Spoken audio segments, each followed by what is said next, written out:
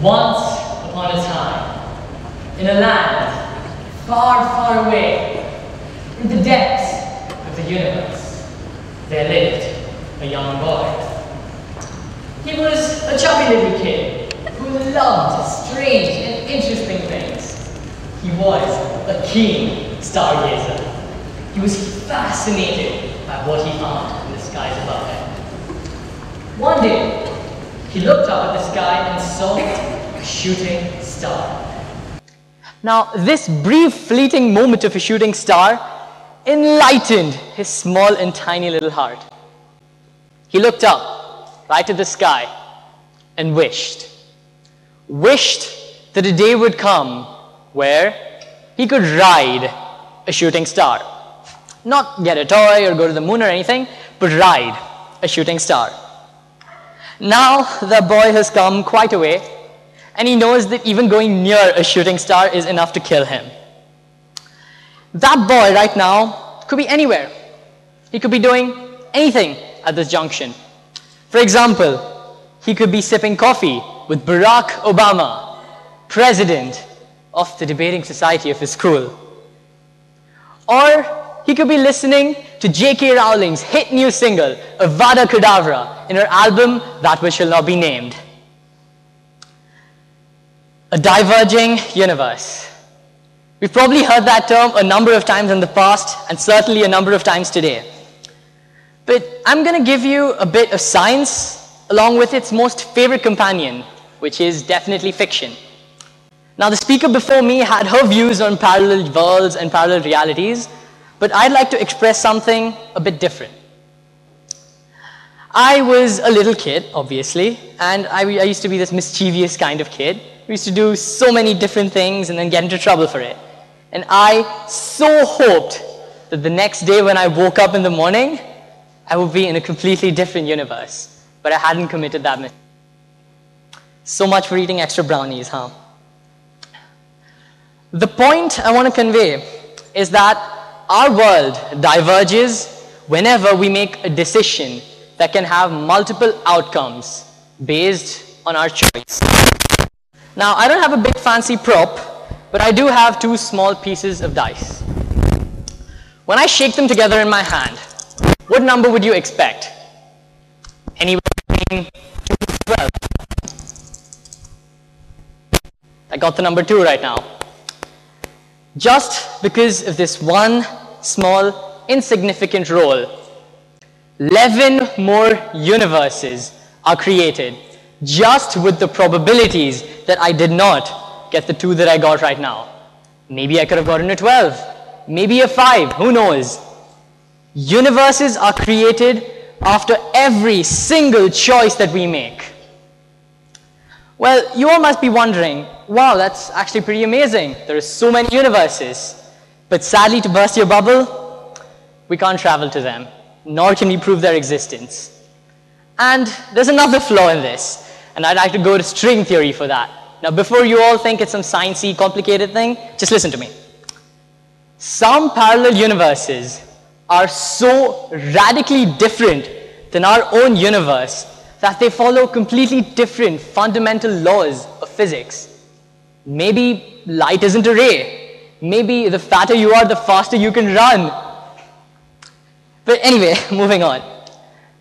You might be thinking, again, there might be infinite me's, but I'm the only me in this universe. So I'm important.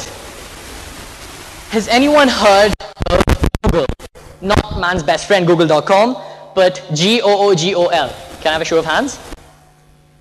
Okay. So for those who don't know, Google is the number 10 raised to the power 100. This number is so unimaginably large that if our universe was as big as a Google, it would be impossible, yes, impossible to not find another you who has the exact same molecular arrangement and structure.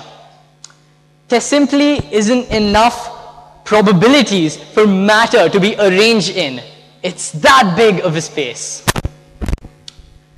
So if there are infinite me's, and infinite you's, and infinite everyone else here, How significant is your identity? What part could I play in this massive universe that we live in? For that, I'd like to ask another question. Has anyone here heard of last Thursdayism? Okay, nice. So again, for those who don't know, last Thursdayism is a belief that the universe was created last Thursday.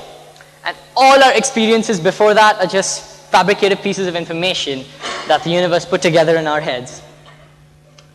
But if the universe began last Thursday, what about the time that I saw the Avengers second part? It was so real. Ultron looked so shiny in that theater. My memories feel so good. Memories. It is that, ladies and gentlemen, that preserves our identity. So go on, make your memories. It's the only thing that sets you apart from the rest of this world and the rest of this universe. It is only you who can be you. So take that chance. And in the words of the famous Russell Peters, take it and go. Just take it and go. My next story is about another little kid. This time it's a girl. And she had a dream. She dreamt that she was in a roller coaster. Not just any roller coaster, mind you. A roller coaster through the universe. All the way from the Eagle Nebula to the Taurus constellation, she went in roller coaster ride at the speed of light. When she woke up, she was a changed spirit. She felt that everything in this world, everything around her was just insignificant compared to the massive universe that we live in. Whatever we did, whatever we had, our phones, our technological advancements, nothing compared to what the universe had in stock for us. This is what we call an existential crisis. And the prime question of existence is, why am I here? What purpose does the universe hold for me? Why am I a part of the only planet that we know of yet with life? Why? She kept pondering on this topic for quite a while, and to no extent really, because she couldn't define what humans were truly meant for. Has anyone seen the movie Interstellar? Yes, obviously all of you might have. In this movie, the main star, Matthew McConaughey, and his crew members go to a planet that is very close to a black hole. And in that planet, 1 hour is equal to 7 years on Earth. I was here talking about the insignificance of human identity and time, something that we hold so important in our lives. That is also actually pretty insignificant. Say I stayed on that planet for a year. For those who can't do the math, on Earth, we would cross 61,320 years in that time. I could have finished studying, I could have done everything, I could have lived 100 lives, probably even more. For those who still can't fathom this unimaginable amount, say it takes around 35 to 40 years to do a PhD from birth. You will be able to do 400 million PhDs in that amount of time. And that is truly unimaginable. Come on, think of it. The way that we are moving right now, the size of a Google and the probability of going to another planet and having life is very close. And so, with so many things going on around you, what can you do? What can you do to have your name on a placard that says, I did this, I helped to contribute to something that improved this world? Some theories state that there are universes inside atoms or inside small specks of dust or sand. In one of Dr. Seuss's books, Horton and the Who's, there's an elephant named Horton. He finds a speck of sand, and from that sand, he hears a voice. He thinks it's just one tiny little person sitting on a piece of sand, and he vows to protect that small piece.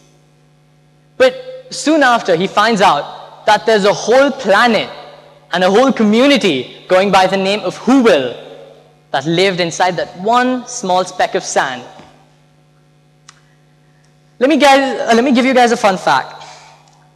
There is so much of space in between the atoms that if we were to remove all of this and compress it all into one small tiny piece, the whole Earth would fit in the of a sugar cube.